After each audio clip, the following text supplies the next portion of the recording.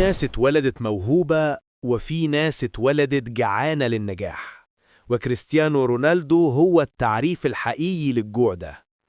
الولد اللي اتولد في جزيرة فقيرة في البرتغال ما كانش عنده حاجة غير حلم صغير يبقى لاعب كورة. كان بيروح التمرين وهو جعان، وكان بيبات في أوضة النادي عشان مفيش فلوس يرجع بيها البيت، بس عمره ما اشتكى. كان دايما يقول هخلي العالم كله يعرف اسمي.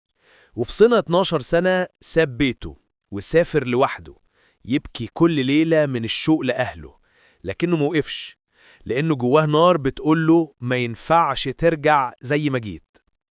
الناس كانت بتقول إنه مغرور، بس ما حدش كان شايف السنين اللي قضاها في التمرين ولا الدم والعرق اللي وقع في كل ملعب لعب فيه. كل تمرينة كانت معركة بينه وبين نفسه، كل هدف كان رسالة لكل اللي شككوا فيه، وكل بطولة كانت رد على كلمة مش هتقدر. رونالدو علمنا إن الموهبة من غير تعب ملهاش معنى، وإن اللي بيشتغل على نفسه كل يوم هيجي يوم ويبقى هو المثال اللي الكل بيقارن بيه.